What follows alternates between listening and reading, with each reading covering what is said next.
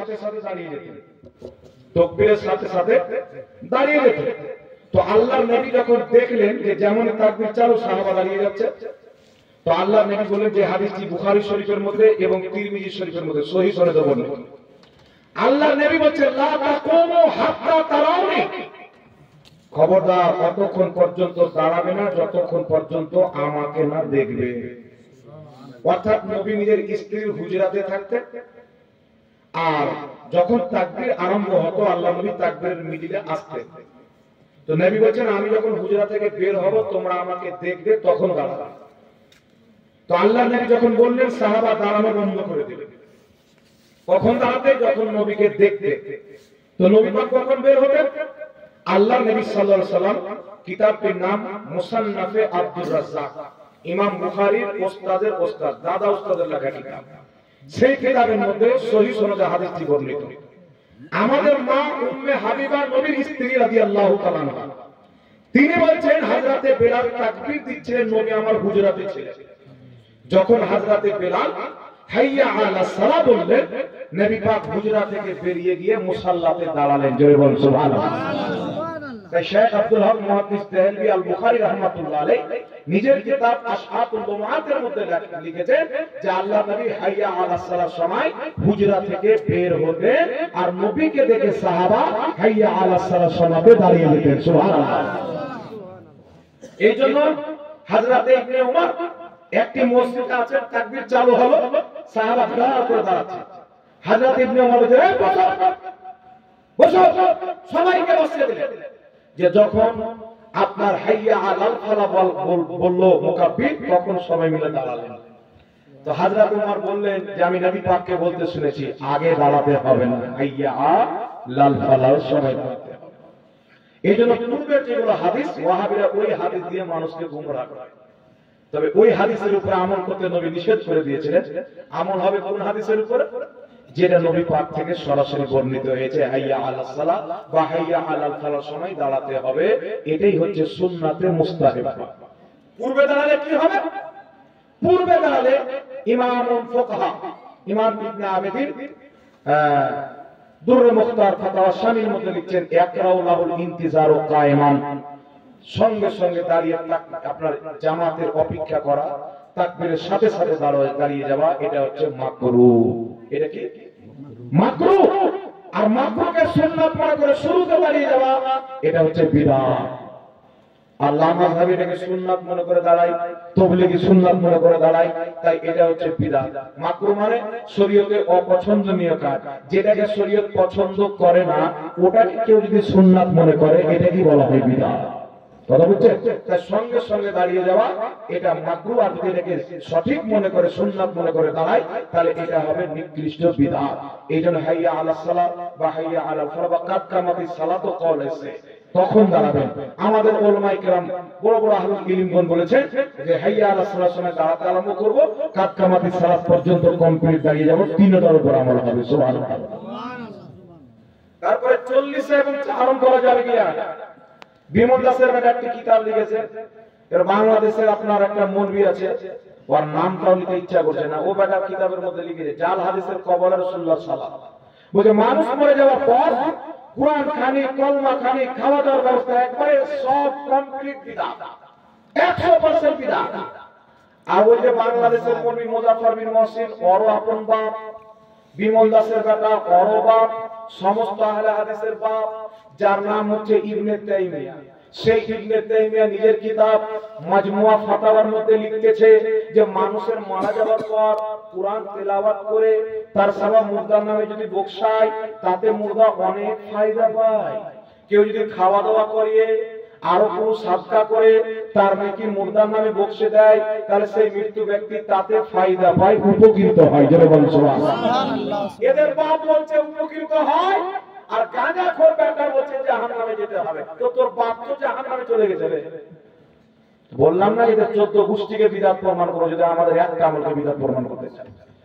এজন্য সকল উম্মতের ঐক্যমত ইমাম ইবনে কুদামা আল মুগনি সৌদি আরবের ছাপ পঞ্চম খণ্ডের মধ্যে লিখছে, যুগ যুগ থেকে মুসলমান মানুষ যখন মারা যায় মানুষকে একত্রিত করে যারা কোরআন তেলাওয়াত করতে জানে, কোরআন তেলাওয়াত করে তার সওয়াব মৃত্যু ব্যক্তির নামে বকশানো হয়, আর এই সওয়াব মুর্দার কবরে যায়। ইজমা মুসলিমিন, এই বিষয়ে সমস্ত মুসলমানের ইজমা আছে, সবার ইজমা আছে। তাই ইমাম নববী, ইমাম জালালউদ্দিন সিউতি শারহ সুদুর কিতাবের মধ্যে লিখছেন, মানুষ মারা যাওয়ার পর যারা কোরআন তেলাওয়াত করতে জানে তারা একত্রিত হয়ে কোরআন তেলাওয়াত করে তার সওয়াব মুর্দার নামে বকশে দেয়। অবশ্যই সেই তেলাওয়াতের সওয়াব মুর্দার কবরে যায়, ফলে মুর্দা উপকৃত হয়। যারা বলেন সুবহানাল্লাহ।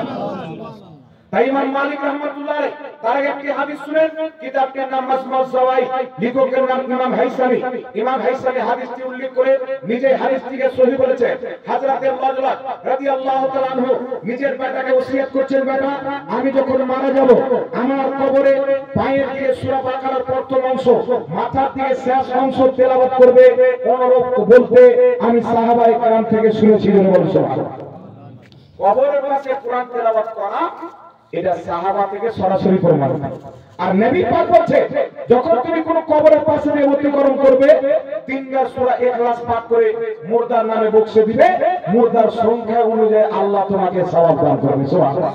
তাই ইমাম মালিক রাহমাতুল্লাহ আলাইহি বলেছে, যখন তুমি কবর জিয়ারত করতে যাবে প্রথম সূরা কাফিরুন, তারপর 3 বার সূরা ইখলাস, একবার সূরা ফালাক, একবার সূরা নাস, একবার সূরা ফাতিহা, তারপর সূরা বাকারার কিছু অংশ পাঠ করে দুরূদ পড়ে আল্লাহর কাছে দোয়া করবে, সওয়াবটা মুর্দার নামে বকশে দিবে, সেই মুর্দার কবরের আযাবকে আল্লাহ বন্ধ করে দেবে। সুবহানাল্লাহ, সুবহানাল্লাহ। এই মুস্তাহাব তরিকা কে বয়ান করেছেন? ইমাম মালিক। তাই ইমাম নববী বলেছেন। আর বাংলাদেশে একটা মৌলভী আছে কাকরামুজ্জামান, নামটা আপনারা শুনে হবে। কাকরামুজ্জামান ওর চেহারা যদি দেখেন তো মনে হবে যে বাথরুমের ট্যাঙ্কি থেকে বেরিয়েছে, কোন ওর চেহারা নেই। এবারটা বলছে যে সম্মিলিতভাবে কোরআন তেলাওয়াত করা হারাম না জায়েজ। তবে আপনাকে কি হাদিস শোনাই, কিতাবটির নাম সুনানুদ দারমি, হাদিসের কিতাব। এই কিতাবের মধ্যে হাদিস, আরেকটি কিতাব আল আসকার, ইমাম নববীর লেখা কিতাব, সেই কিতাবের মধ্যে হাদিসটি বর্ণিত। হাদিসটি উল্লেখ করে ইমাম নববী আল আসকার কিতাবের মধ্যে লিখেছেন, হাযা হাদিসুন সহিহুন, এই হাদিসের সনদ হচ্ছে সহিহ। বিশ্ববিখ্যাত তাবেঈ আব্দুল্লাহ ইবনে উমর রাদিয়াল্লাহু তাআলা আনহুর ছাত্র হযরত মুজাহিদ রাদিয়াল্লাহু তাআলা আনহু বলেছে, আমাদের যুগে যারা কোরআন তেলাওয়াত করতে জানে তাদেরকে ডেকে একত্রিত হয়ে আমরা কোরআন তেলাওয়াত করে খতম করতাম, তারপরে দোয়া করতাম। আমাদের বিশ্বাস ছিল কোরআন খতম করার পর দোয়া কারেন্টের মতো কবুল হয়ে যায়। সহিহ হাদিস দ্বারা প্রমাণিত। আর এই কথা আমাদের বলছে আমরা সহিহ হাদিস মানি, আর বলছে সম্মিলিতভাবে কোরআন তেলাওয়াত করা হারাম। আর সাহাবী আর তাবেঈ বলছে সম্মিলিতভাবে কোরআন তেলাওয়াত করে যে দোয়া করা হয় ওগুলো 100% কবুল হয়। তো সহিহ হাদিসে আমল করা এ দাজ্জাল কারার নিকটে হারাম। তো ওরা আহলে হাদিস না আহলে চাপ্পা?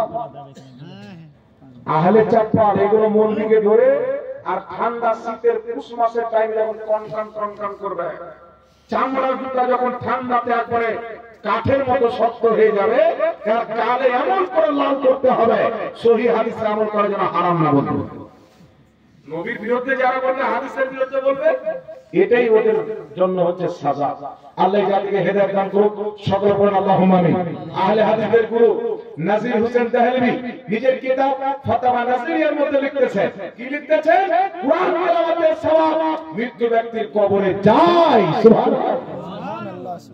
এই জন্য বিরাদর ইসলাম সাহাবা এবং তাবেঈনগণ 950 বছর পূর্বে লেখা কিতাব হিলিয়াতুল আউলিয়ার মধ্যে বিশুদ্ধ সনদে হাদিসটি বর্ণিত। ইমাম ইবনে রজব হাম্বলি নিজের কিতাব তাফসীর ইবনে রজবের মধ্যে হাদিসটি উল্লেখ করেছেন। তিনি আরেকটি কিতাব আহওয়ালুল কুবুর কিতাবের মধ্যে উল্লেখ করেছেন। ইমাম জালালউদ্দিন সিউতি আল হাবিল ফাতাওয়া দ্বিতীয় খণ্ড 230 পৃষ্ঠার মধ্যে হাদিসটি উল্লেখ করে হাদিসটিকে সহিহ বলেছে। বিশ্ববিখ্যাত তাবেঈ হযরত তাউস রাহমাতুল্লাহ আলাইহি বলেছে, ইন্নাল মাউতা ইয়াফতানুনা ফি কুবুরিহিম সাবআ ফাকানু ইস্তাহাব্বুনা আই ইয়ানআমা আনহু তিলকাল আইয়াম।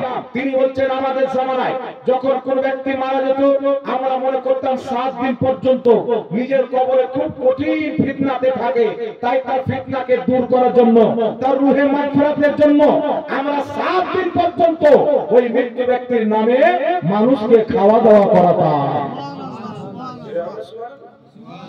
এই জন্য আবু দাউদ শরীফের মধ্যে সহিহ হাদিস, নবী পাকের সাহাবী সাদ বিন আবাদা আল্লাহর নবীর দরবারে এসে, হুজুর আমার মা ইন্তেকাল করেছেন, আমি কিছু সাদকা করতে চাই, আমার মায়ের ইসারে সওয়াবের জন্য দান করতে চাই। রাসূল পাক কে বলেন কি সাদকা করব? আল্লাহর নবী বলেছেন পানি সাদকা করো। আমাদের নবী কতটুকু পানিতে গোসল করতেন জানেন? এক সা পানিতে, এক বালতি হবে না, হাফ বালতি হবে না, তার চাইতেও কম। কেন? পানির তো আকাল ছিল যে বলা না। নবী বলেন পানি সাদকা করো।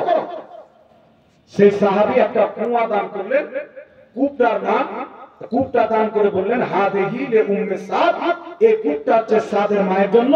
আবু দাউদ শরীফের সহিহ হাদিস, মানুষ পানি পান করবে সওয়াব তোমার মায়ের কবরে যাবে।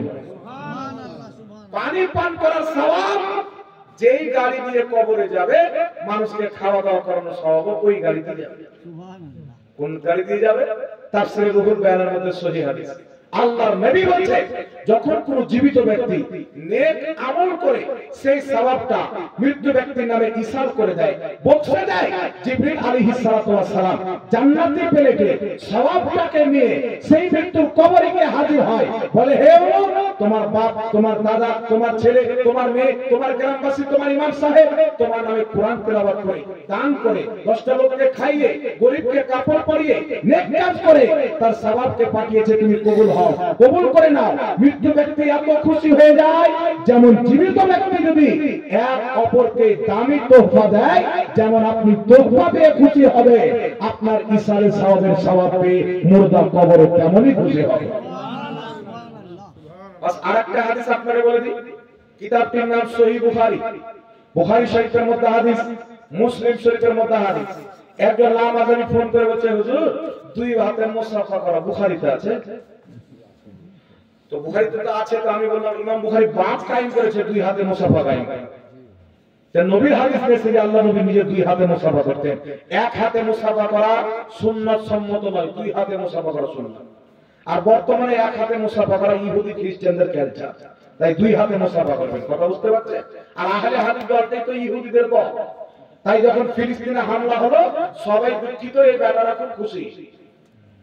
এরা বলছে তাদের তো আত্মরক্ষা করার দরকার আছে, অধিকার আছে ইহুদিদের। হামাসকে আমরা হামলা করবো, দোস্ত হামাস, তো হামাসের বাপের জমি ধরে রেখেছে ইসরায়েল, ওর বাপের জমি ও হামলা করবে না তো কে করে? ওয়াহাবি বাপ করবে হামলা? আমার জমি যদি আপনি ধরেন, আমার বাপের জমি, তো আমি যদি আপনার পিছে হাসপাতালে না দিই তো কে ধরবে? আমার পড়োশি যাবে বাবা, যার জমি তাকে না আঘাত দেওয়া লাগবে। তো ফিলিস্তিনের জমি কবজা করে বসে আছে ইহুদি, আর তাদের উপরে যদি ফিলিস্তিনিরা হামলা না করবে কে হামলা করবে? তাদের হামলা করা 100% যায়, বরং সওয়াবের কাজ জিহাদ করে বলছে। একটি হাদিস আছে বুখারী মুসলিমের হাদিস, মুত্তাফাকুন আলাইহি হাদিসটি। নবী পাক সাল্লাল্লাহু আলাইহি ওয়াসাল্লাম একদিন একটা বাগিচার দিকে গেলেন, হঠাৎ করে একটি জায়গাতে দাঁড়িয়ে গেলেন। দাঁড়ানোর পর আল্লাহর নবী সাল্লাল্লাহু আলাইহি ওয়াসাল্লাম সাহাবীকে বলছেন, সাহাবী এখানে দুটি কবর আছে আর দুটি কবরে আযাব হচ্ছে, একটু লক্ষ্য করে শুনেন বাবা। দুটি কবর আযাব হচ্ছে। হাদিস যখন পাঠ করা হয়, যদি কোনো বক্তা হাদিস পাঠ করে, অন্য বক্তা যদি আসে, তার ইস্তেকবারের সম্মানের জন্য নারা লাগানো ওই সমাতে না যায়। কথা বুঝতে পারলেন? কোন বক্তা যদি হাদিস বলে, ওই সময় যদি কোনো বক্তা স্টেজে আসে, তার সম্মানার্থে নারা লাগানো না যায়। এই জন্য আমি মানা করি, কোথাও নারা লাগালে আমাকে খারাপ লাগে। কোথাও বলে হুজুর আপনাকে দিয়েছে নারা লাগাবো না, তুই নারা, তুই গুনাহ পাবে, আমার বাপের কি আছে লাগা, বলো খাই বলে দিলাম নাকি? নবী পাক সাল্লাল্লাহু আলাইহি ওয়াসাল্লাম যাচ্ছেন, হাদিসটা লক্ষ্য করে শুনবেন। নবী যখন হাদিস পড়া হবে এদিক ওদিক ধ্যান করবেন, লক্ষ্য করে শুনবেন, কত নেকি পাবে। কেউ যদি রাসূলুল্লাহর হাদিস 10 মিনিট শুনে, আর কেউ যদি সারা রাত্রি নফলি ইবাদত করে, ওর 10 মিনিট হাদিস শোনা, ওর নফলি ইবাদত সারা রাত্রির উপরে ভারী। নবীর হাদিস আছে 60 বছরের নফলি ইবাদতের উপরে ভারী, 1 ঘন্টা ইলমে দিন শেখা। আল্লাহ নবী বলছেন এখানে দুটি কবর আছে, কবর আযাব হচ্ছে। সাহাবী বলছেন হুজুর কি কারণে আযাব হচ্ছে? সাহাবারা কি দেখে, সাহাবী ওয়াহাবি ছিলেন না সুন্নি ছিলেন? তাই বলছে হুজুর কি কারণে আযাব হচ্ছে? সাহাবী জানে জমিনের নিচে কি ঘটে, মুস্তাফা জানে আসমানের উপরে কি ঘটে, তাও মুস্তাফা।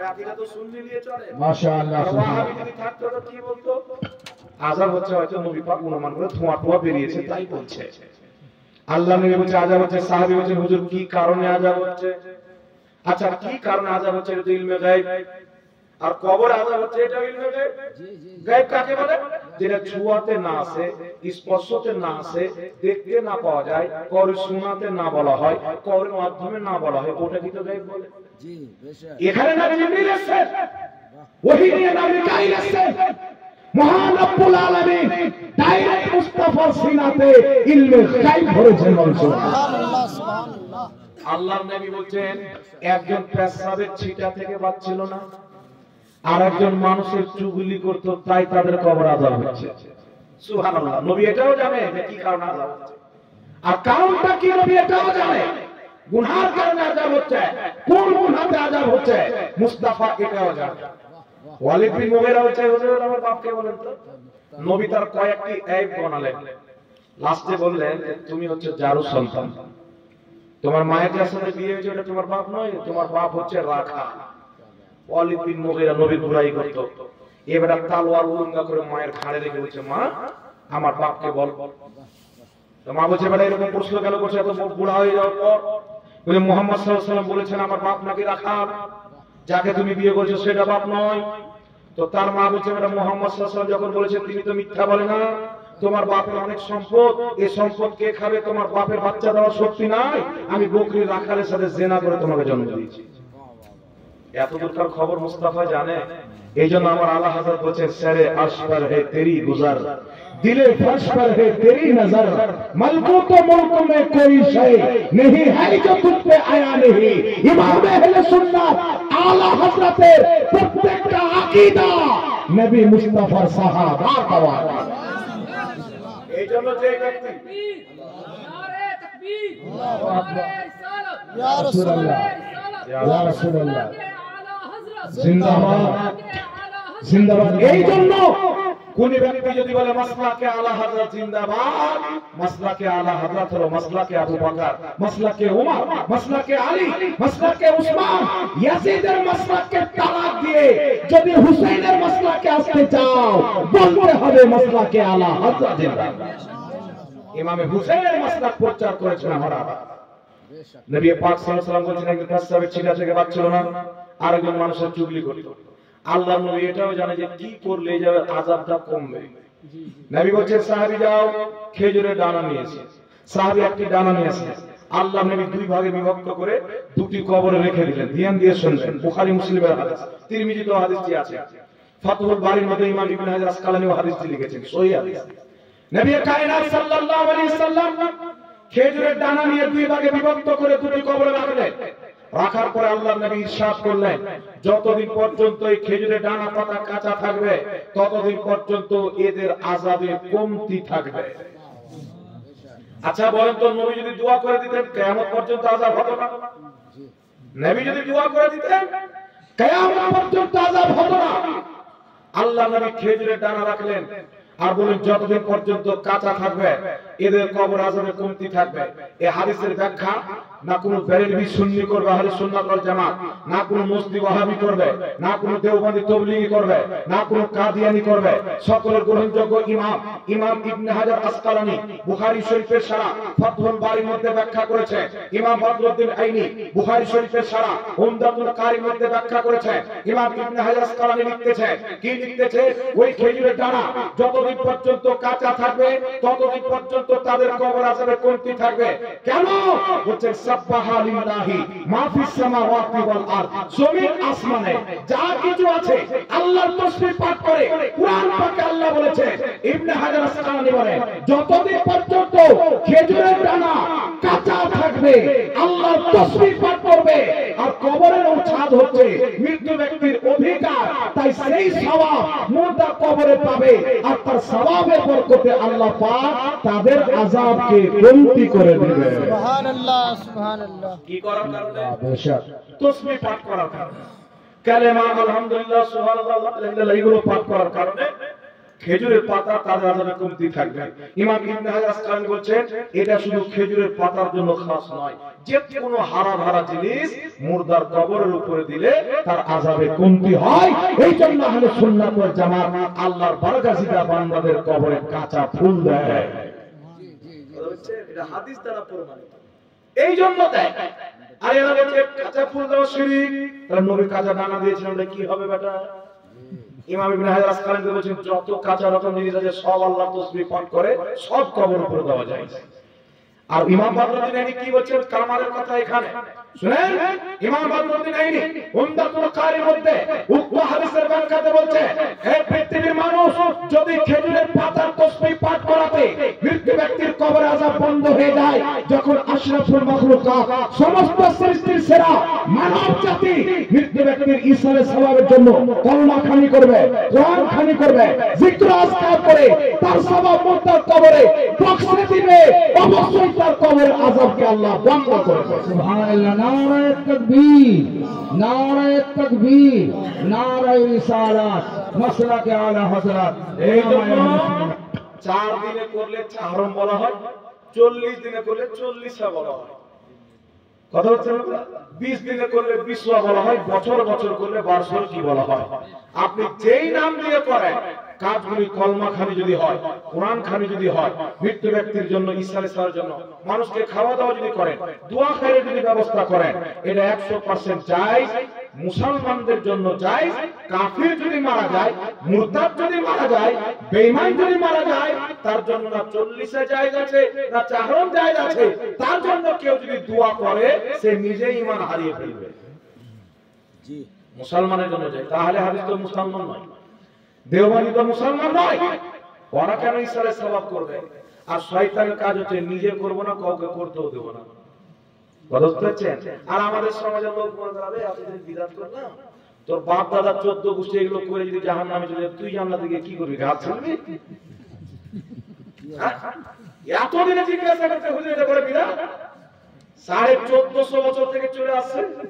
আর আজকে জিজ্ঞাসা, কালকে এসে কেউ বলে 4 ওয়াক্তের নামাজ, তো আমাদেরকে জিজ্ঞাসা করবে যে হুজুর 5 ওয়াক্তের নামাজ কোন হাদিস আছে? এই 4 ওয়াক্তের নামাজ, ওই চামড়া জুতা লেপটিতে ওর বাপও বলবে 5 ওয়াক্তের নামাজ। কথা বুঝতে পারছেন না বাবা? তো 4 দিনে কেমন করা হয়? নবী পাক বলেছেন কোন ব্যক্তি যদি মারা যায় 3 দিন পর্যন্ত শোক পালন করতে হবে, 3 দিনের বেশি শোক পালন করা না যায়। 3 দিন শোকে থাকে, 3 দিন পর শোক থেকে বের হয়, 4 দিনের দিন ইসালে সওয়াব করে। আল্লাহর হাবিবের ইন্তিকালের পর, হযরত আমির হামজার ইন্তিকালের পর রাসূল কায়নাত 3 দিন শোক পালন করেছিলেন। সাহাবায়ে কেরামরা 3 দিন করে শোক পালন করতেন। জাহির কথা নবীর হাদিস মোতাবেক তারা শোক পালন করবে। শোক থেকে বেরিয়ে 4 দিনের দিন ইসালে সওয়াব করে, তাই তাকে চাহরম বলা হয়। নামে কিছু আসে যায় না, ওই যে কাজটা কি ওটা দেখতে হবে। কাজটা কোরআন হাদিস দ্বারা প্রমাণিত, দলিল আপনার সামনে আমি দিলাম। আর যারা বলে বিদআত তার বাপের কিতাব থেকে দলিল দিলাম, যদি আমাদের সামনে বলে বিদআত, ওর 14 গোষ্ঠীকে বিদআত প্রমাণ করব। আল্লাহ